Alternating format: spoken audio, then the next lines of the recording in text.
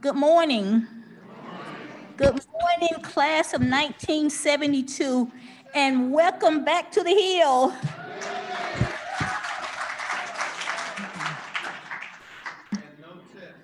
No test. If we give a test, everybody's going to pass. Honor students for class of 1972. We're going to go ahead and start our program. Just going to give you a brief overview. We're going to have greetings by Dr. Williams, and Dr. White is going to introduce our guest speaker, Dr. Aruna, and we'll have plant giveaways, courtesy of Dr. Aruna.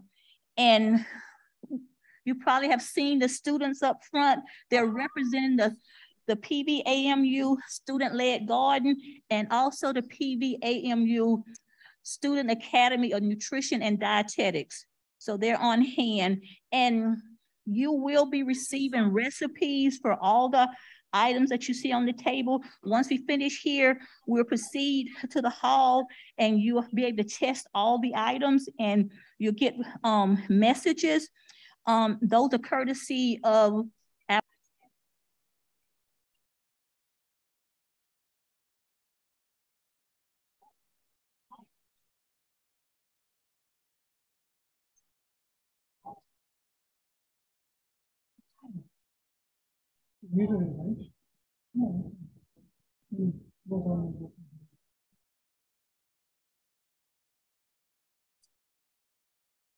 SNAP-Ed is nutrition insecurity.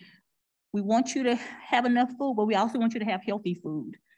And then you will have a walkthrough tasting. And then I want to recognize the people that's helping behind the scene. Chef Kelly Calloway is assisting, and she's also a student, and she's majoring in plant systems. And we had help on the farm, Mr. Brew, Mr. Willie, and they're responsible for harvesting all of these plants and getting them to me.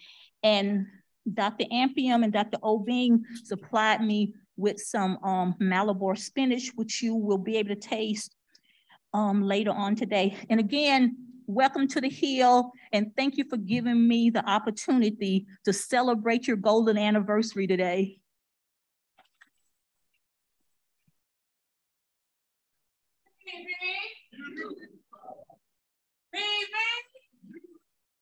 That's what I'm talking about. Good morning and welcome to the Cooperative Extension Program building. I'm Carolyn Williams. I'm a resident from East Texas, Palestine. Prairie View in 1973, graduated in 77 in home economics education. I have been working for the United States Department of Agriculture Cooperative Extension ever since. So, we have the most amazing organization on this planet. This organization touches the lives of everybody. We're in 56 of the 254 counties here in Texas.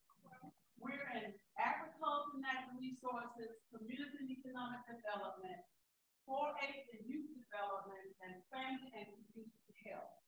Now, can't we reach everybody in those 4 areas? Those are the basic areas that we have extension educators in those counties that take information to the people to help them understand what's going on, make charges, start businesses.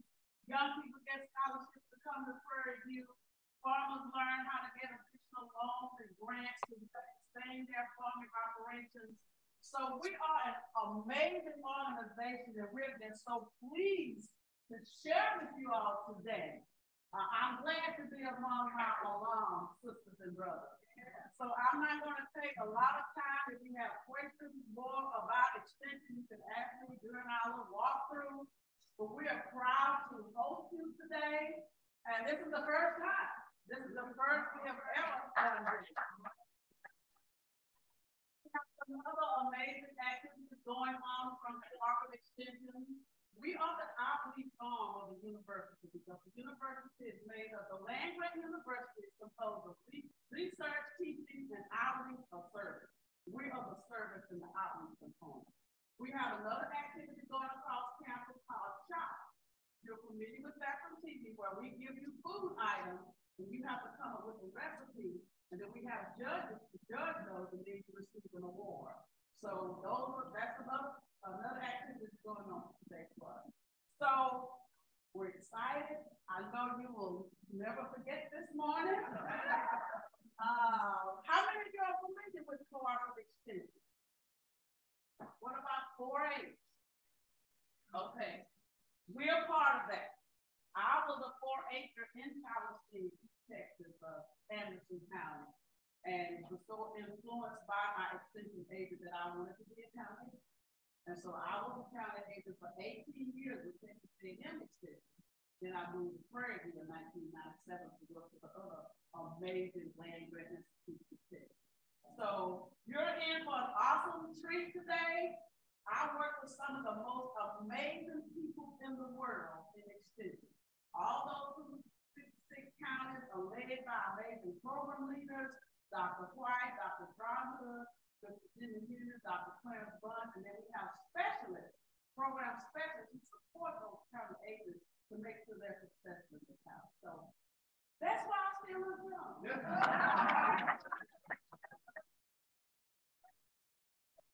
46 years. Yes. So when you do what you love, it's good for you. Are you saying you don't look young? Yeah, I look young. I'm amazing person on the staff before asking us to be a part of y'all's day. So enjoy, get ready to just learn some amazing stuff, and we hope to see you again.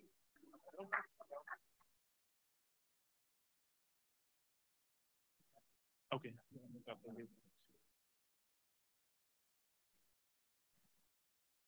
Good morning, everyone, and welcome to Cooperative Extension. I heard someone ask who was the young lady who came up and did the introductions. That was Ms. Joyce Osborne. She is a program specialist for family and community health and one of the ones on this grant, the SNAP-Ed grant. She's the PI of the grant right now, and also has worked with our researchers, Dr. Aruna, who I'll tell you about in a second. Dr. Aruna, with our medicinal cookbook that we've done. And I don't know if I said it, but I'm Jacqueline White. I'm the program leader for family and community health here at the Cooperative Extension Program. And a couple of you all are here from CEP. Would you stand, Ms. Jemay? Jemay, awesome. She is our program coordinator for the SNAP-Ed program here. So she's behind the scenes doing some of this amazing work that we're starting.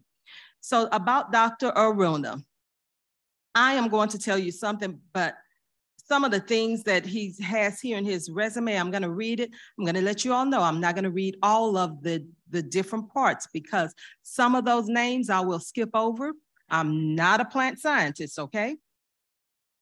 But Dr. Aruna received a bachelor's degree in biology from the University of Sri Lanka and a doctorate degree in plant systematics from the University of Hong Kong under the supervision of Professor Richard M.K. Saunders.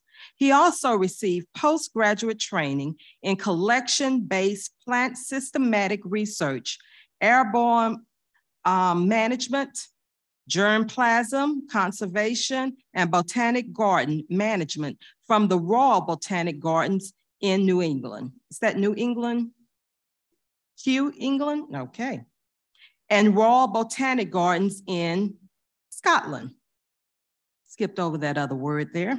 His postdoctorate research at the University of Missouri, St. Louis, was mainly focused on molecular systematic in flowering plants and then on medicinal plant systematics at the University of Mississippi, Ole Miss.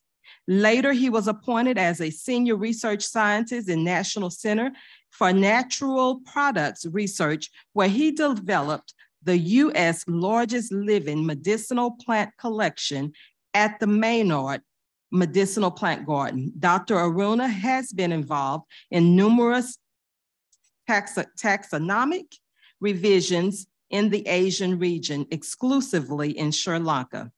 Thailand, Malaysia, Indonesia, Philippines, China, Cambodia, Vietnam, and Laos, discovering many new plant species to the science. His contribution to the plant discoveries in Thailand was much admired by their government and honored him with a postage stamp. I need to see that, Dr. Arena. Subsequently, British Museum also named a new species, appreciating his contribution towards plant science research in the Asian region. He is an elected fellow of the esteemed Linnean Society of London, the world's oldest biological society, and embraced biological diversity, ecology, and evolution. Dr. Aruna also leads one of the dynamic industrial hemp. Y'all know what hemp is, right? Okay. Research, I knew how to pronounce that one.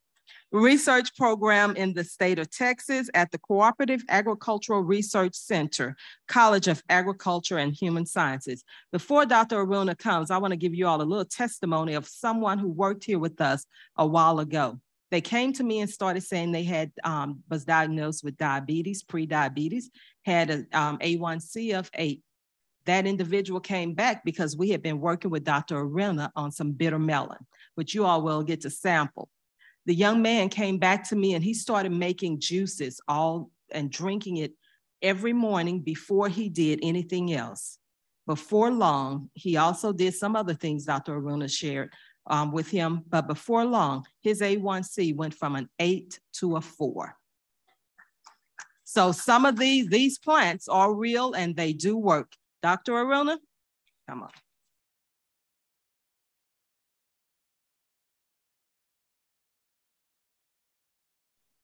Thank you, Dr. White. Thank you so much for that introduction, which I didn't expect that long.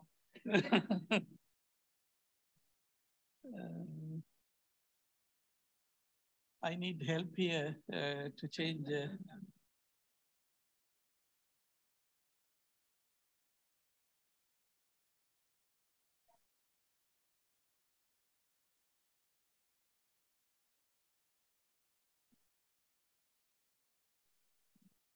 Anyway, until they come, welcome to prayer review and welcome to the College of Agriculture.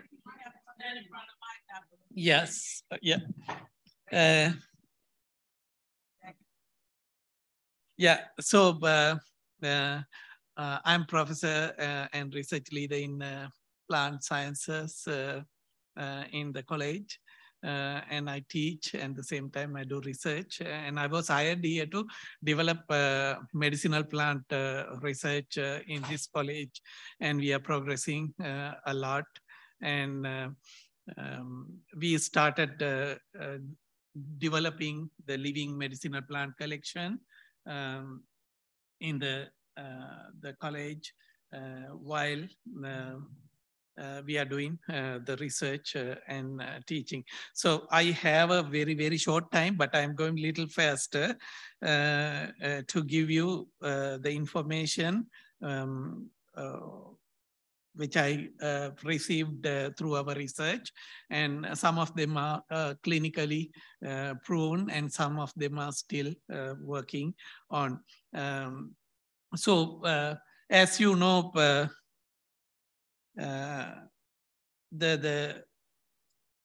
we have, my talk involves these subtopics, history of people and plants and medicinal plant and plant metabolites, and then the uses of various plants for our medicine in different ways. And as you know, when we look at the history, we have the people and plants are well connected through our evolution system. So before we get into the real agriculture, people were, using the forest to get their food and medicine and shelter from the nature. Right? when you look at the plant kingdom, so far we have about 500,000 different plant species identified so far, and some of them are getting extinct because of the environmental issues, development, and so on. And then the same time, we are discovering more and more new plant species. And from those 500,000 different plant species, we know of 70,000 plant species thought to be medicinal. They are carrying a lot of medicinal properties, which helps to human and other animals health. And when we look at the developing countries, still 80% of the people are relying on the plant-based or the traditional medicine system for healthcare needs. And even in the developed countries, they embrace the plant-based medicine because they think when it is coming from nature, they are safe and they don't have much side effects and so on. So the industry also developed around the plant-based healthcare products, and it is, growing more and more every year. After the COVID, actually, it went up to doubled the production in the plant-based medicine. So when we look at the most, the common, the commercial drugs we are using today, paying high prices, and they are coming either from plants or derived from plants. For example, the Taxol anti-cancer drug coming from the plant called Taxus brevifolia in the Indian region, and breast cancer drug camptothecin coming from Chinese plant called Campotheca acuminata, and vincristine and vinblastine leukemic drug for the childhood leukemia coming from the periwinkle plant you grow in the summertime in your front yard, right? So there are so many to name like that. Now, when it comes to the plants, the interesting thing in the plant is the plant metabolites. Now, plants make two kind of metabolites: primary metabolites, which help the plant to grow, and they are mostly the carbohydrate, protein, lipids, and various enzymes and hormones in it. But there are some important molecules. They are called secondary metabolites. Those are the things which are very, very important for our the human health, right? So that contains the groups like sterols, essential oils, phenolics, alkaloids, and various pigments. That is why when you add more plant-based the diet, you will get more secondary metabolites that will help to keep your health in the best. And also they simply say when you have colorful plate, colorful dish, right, you will get more the secondary metabolites. So we are talking about the smells, tastes, and the colors. Those are giving a lot of secondary metabolites needed to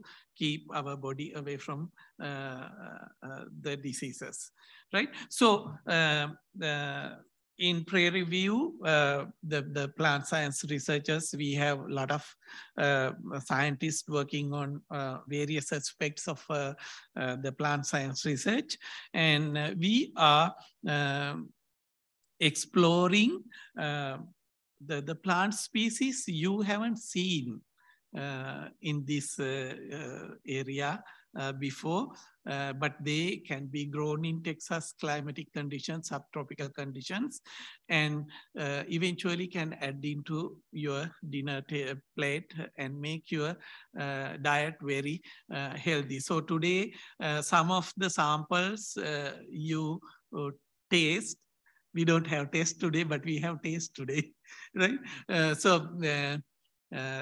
You can see how flavorful those are, and some of them you can grow in your backyards and add into your plates. In fact, we have seed packets ready for you to take and try them. And if you, while you are growing, if you have any problem, you can reach us, any scientist here, extension agents, through extension agents, we can help you to address the issues you have when you grow them, right? So I'm going to go through some of the interesting plant species and you will see some of them in the displays there, and you will taste some of them. And I'm going to go through some of them. Have you seen this before? Right? This is called snake gourd and cucumber family plant. It grows very well in Texas climate, and the botanically known as Trichothanthis cucumerina. And in the world, when you look at the Asian, African regions, people eat various species of this particular group, and the Trichothanthis cucumerina grows in Texas very well and very productive. And if you see them in the specialty stores, they are very expensive because they know the health benefits of it. It has very good anti-cancer compound. It's like a snake, but that is why it called snake gourd. And you can, it is cylindrical and hollow. You can stuff with various fillings, ground meat, potatoes, any other veggies, and grill them and add into your salad and or the dinner plate, and it is very flavorful. And I have tried this and I liked it. And the bitter melon, this is the one Dr. White mentioned you. This can be grown very well in Texas climate, and it has one of the best anti-diabetic compounds, and the juice and the slices deep fried in various ways. You can dry it and use it in the tea also. So these can be grown, and it has anti-diabetic activity. And also if you eat seeds, seed has anti-cancer compounds. Right, this is a new addition we got. This is coming from Vietnam. It's a big fruit, again belongs to the cucumber family. They call it gac. In the Vietnam, you know, Vietnamese, they eat rice for all 3 meals. So their breakfast rice, they have a tradition to use the pulp of this fruit and make, you know, reddish rice for the breakfast. That gives a lot of antioxidants for the meal, and it has a lot of anti-cancer compound, and also it improves the sperm production in the body. Yeah, this one is, again, you see, it is the smaller version of the previous one. And it is called Cantola, coming from the India, Burma, China. I actually tried this. I liked it. There are a lot of recipes available in YouTube. You can try them because we don't know how to fix them into the system, food system here. So you need to explore, and then you can try the twisted mixing with other the ingredients to make it tasty for your the plate. And they look weird sometimes, you know, when you look at it, it is very spiky and you don't feel eating. But when you cook it, it is very soft and very flavorful. And this is very expensive in Indian shops. I have looked, the frozen bag goes about $10, the small bag, right? So it has, again, anti-cancer compound and neuro protective, because you know, when you get older, the people develop Alzheimer's and dementia and all these things. And so that is because with the age, we lose the myelin sheath of our neurons. And so this plant has compound protecting our nerves. And this one is called bottle gourd.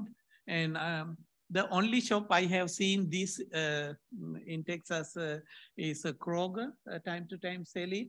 They called it Chinese squash.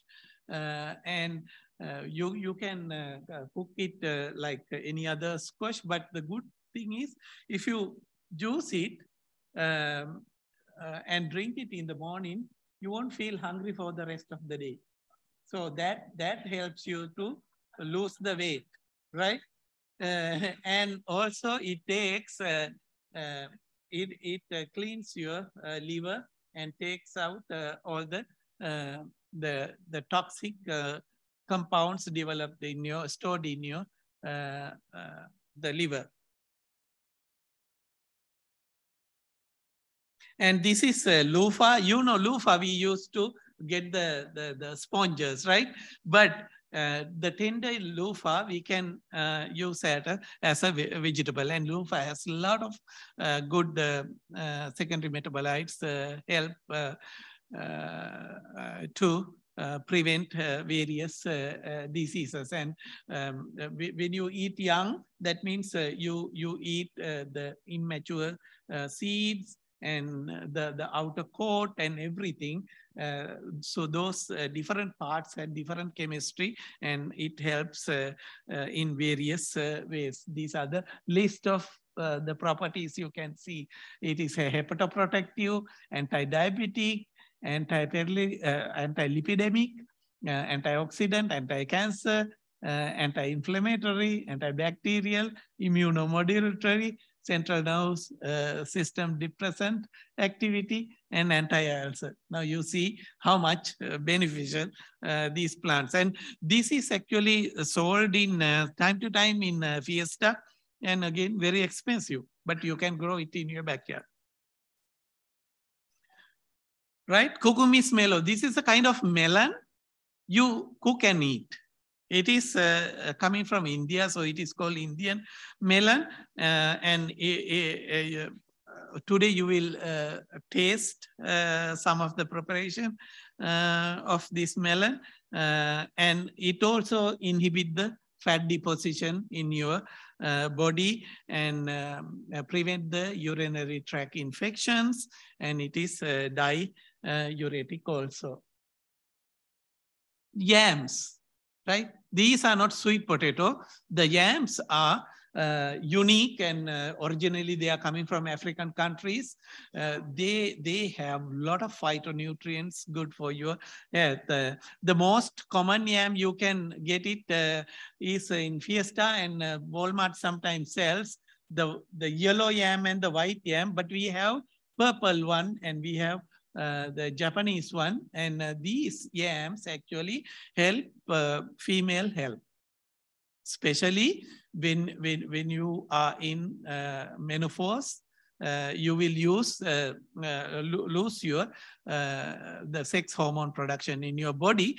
This yam has certain chemicals that will mimic the hormones. So when you eat a piece per week, that will give enough dose to replace your hormones. So you don't need to go for hormone replacement therapies, right? And we actually grow at this time, but we are not ready to harvest them yet. And you know, the hormone replacement therapies develop cancer for certain people. So this is a natural way of replacing your sex hormone. And if you Google wild yam products, you will see thousands of products. You have facial creams, lotions, pills, everything, because it helps to keep your skin also younger, because sex hormones help to keep the skin younger. And if you have gone to the high-end Japanese restaurant, you will taste these. The burdock. Burdock is a weed in the northern part of US. right? But the root is very, very medicinal. This can be grown in Texas, and you will see some of the products today. And the burdock root has a lot of antioxidants, probiotic properties, and again, it suppresses the lipid synthesis and it detoxifies the system. And it has a very nice earthy flavor. Dried burdock root slices can be used in the teas also. And when you have the preparation like this is a kind of pickle, like kimchi-like preparation. The good thing here is it has a starch called inulin. Inulin we can't digest, but when you eat it, it is digested by our microflora in the gut. So basically, you give you feed the microflora. That means when you have good microflora in your the elementary system, it will improve your digestion and it prevent from the incidence of having colon cancer. The next one is moringa, the superfood, and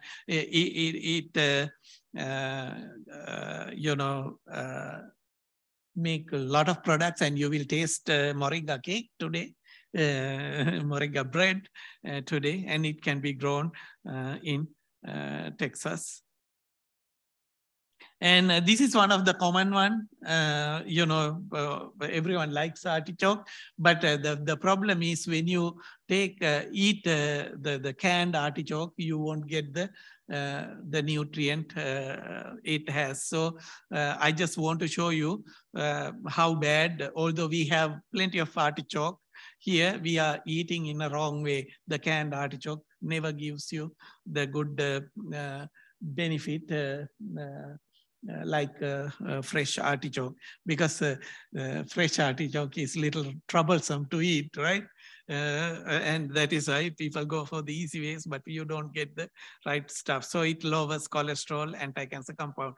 And there is another, the member of artichoke family. This also I have seen in Kroger time to time. It's called cardon.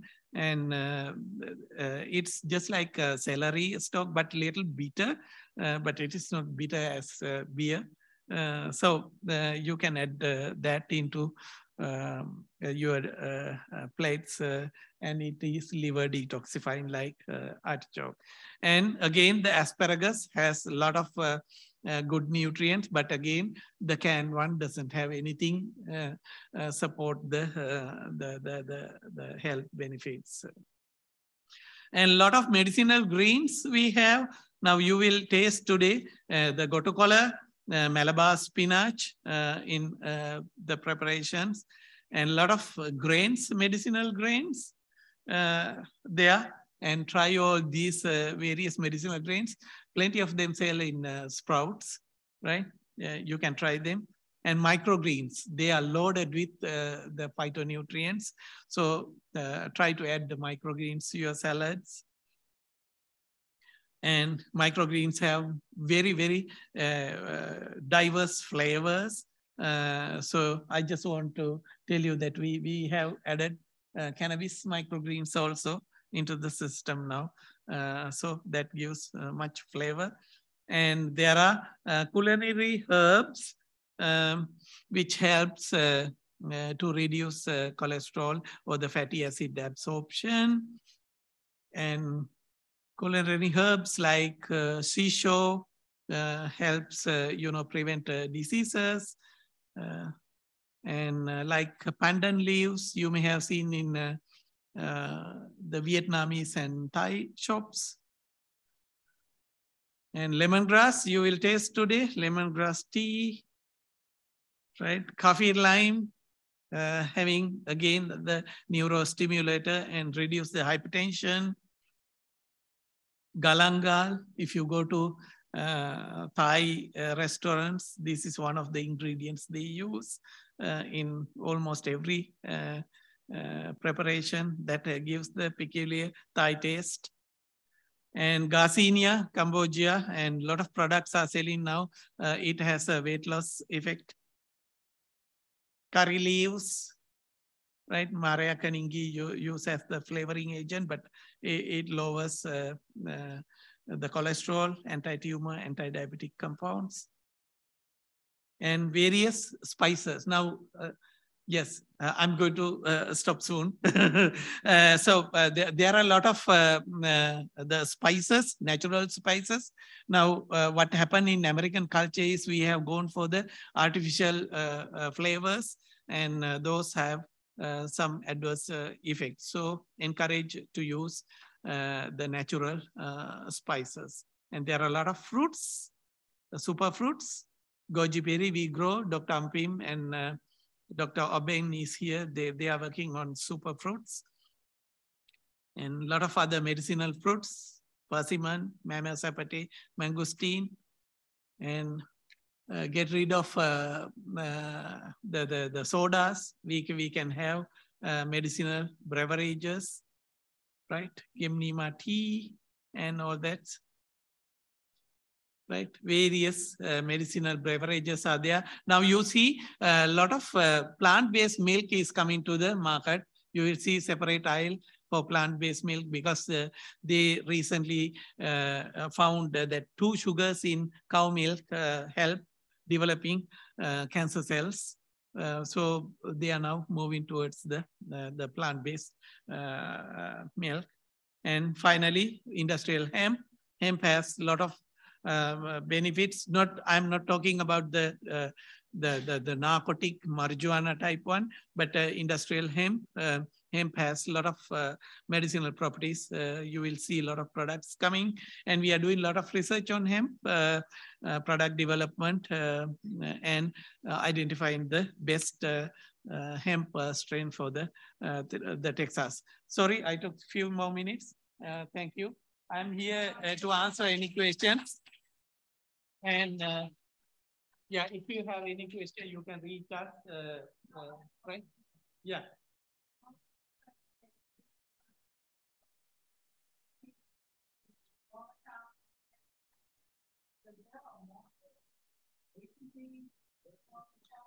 Yes, we are working with one of the farmers supplies to the HEB.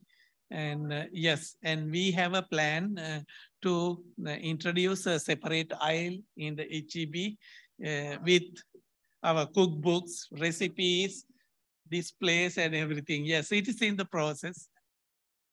Yes, yes, that is what we are planning. So in that way, we can help farmers also in various counties to produce them more and eventually included them into the food.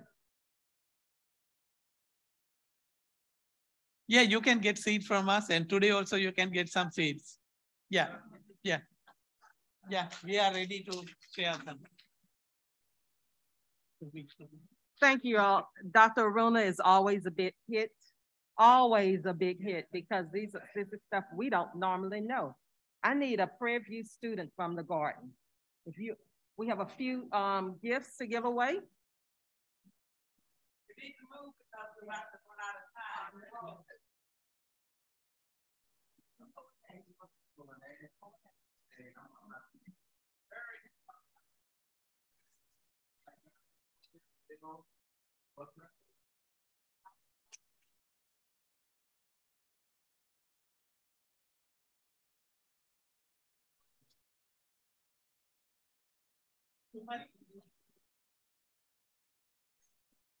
The turmeric plant can be grown as an ornamental in your home.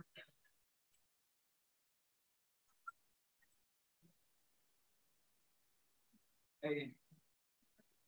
Patricia Douglas. Yeah, Miss Patricia, it's your plan. This looks like a Miss Irene Saunders. I said that right? Yeah. I saw her wave her hand. She was twisted. Okay, you got it? Yeah. You got it. Dan Becker, you got a plant. You got a plant.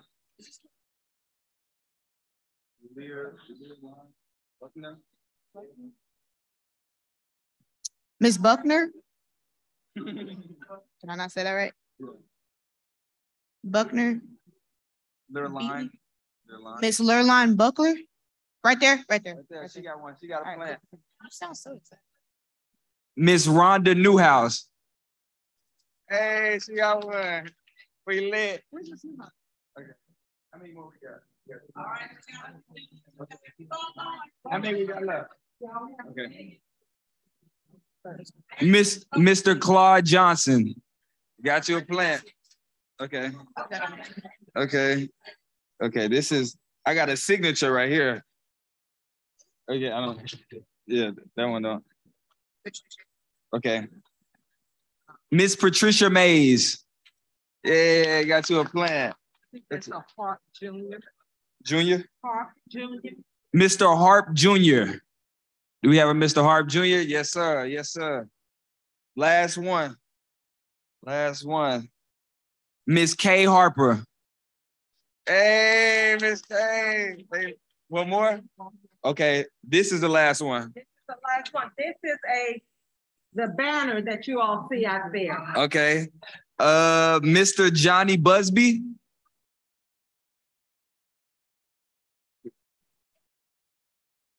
Another name, I got you. Okay. Miss Catherine Lynn.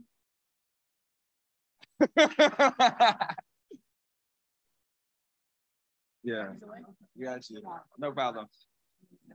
Okay, so next, Miss Jamae for the recipes.